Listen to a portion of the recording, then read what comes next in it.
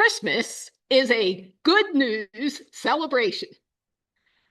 Although Jesus' birth was an event of good news and great joy, Christmas is about so much more than that historical happening. It is, at its heart, an invitation for each one of us to recognize the good news of love being birthed all around us and within us. An invitation to receive that good news into our hearts, and an invitation to proclaim the good news to others, just as the angels and later the shepherds did in Luke's gospel. Let's accept this Christmas invitation and consider some ordinary life moments where we have experienced love being birthed, received, and proclaimed. A couple weeks ago, Stan and I and Peggy Olyanik went on an invigorating 8-mile hike at Tyler Arboretum. It was a crisp, cold day that offered peaceful love to us in many ways. Because the trees were sporting their winter wardrobe, our view of the hillside was unobstructed for several hundred yards. The openness and vulnerability reflected in the hillside, the towering trees, and the fallen ones were truly beautiful. And we proclaimed this good news to one another several times throughout our trek.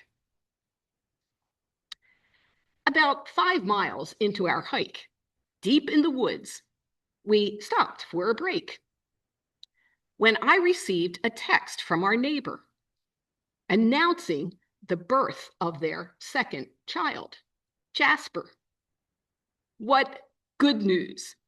Not only to hear he had safely arrived, but also to see a picture of this adorable little baby.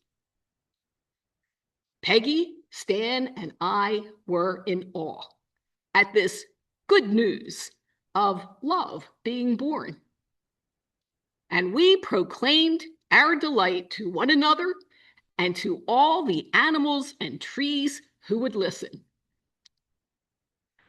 Finally, Stan spotted a gorgeous red fox with a very fluffy body and tail, meandering through the woods. The fox, about 40 yards away, looked at us as we all oohed and ahed, admiring the beauty and wild presence of this fox.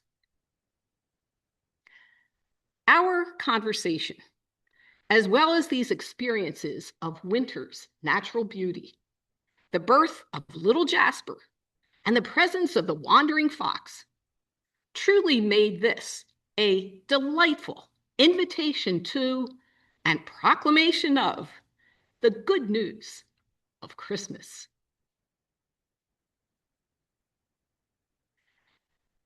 Our next example is related to the arts, and I'd like to begin with a question. What is your favorite Christmas movie? Or if you can't limit it to one, share 2. Anyone? What's your favorite? Kath? All of the other reindeer. Okay, that's a new one for me. Who else? Charlie Brown. Charlie Brown Christmas. Pat? Elf. Okay. Any other favorites? Scrooge. Scrooge. Go ahead, John. A Wonderful Life. It's a Wonderful Life. Any other favorites? Miracle on 34th Street. Great. Well, these are all wonderful Christmas movies. And I am with Michelle. My favorite is the 1965 classic, A Charlie Brown Christmas. For me, it captures humanity with all its beauty and its flaws, and does so in a simple way. When Charlie Brown chooses a tree that looks straggly and whose branches are weak, many of his companions ridiculed him and the tree. They just didn't appreciate Charlie's judgment or the tree's uniqueness. But Linus did. He went on to proclaim that what Christmas was all about. And through his words, the hearts of those present were transformed. They all then embraced that little tree, decorated it, and made its inner beauty shine. Linus's words hit the mark as he continued his good news proclamation, saying, "I never thought it was such a bad little tree. It isn't bad at all. Maybe it just needs a little love." In this movie, the good news of love was indeed birthed, received, and proclaimed. I invite you on this Christmas Eve to ponder the deeper meaning of your favorite Christmas movie. How does that movie summon you to proclaim the good news of love?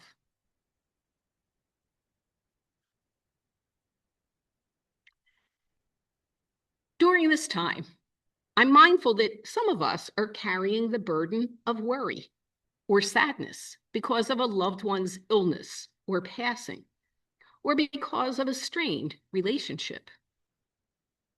In the midst of whatever you are feeling, know that our Mary Magdalene community surrounds you with love, that our hearts are reaching into yours with the good news that love is always embracing you in every moment. Let's now take a quiet moment to close our eyes or look down softly in front of us. Feel that Christmas love touch into our being, offering us compassion, joy, peace, or whatever we are most needing.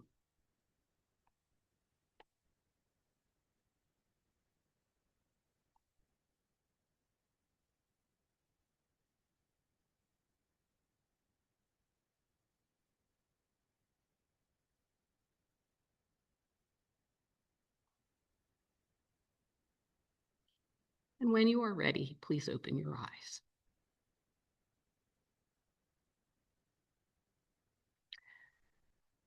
I close with these words from Ada V. Hendricks, which are my prayer for each of you.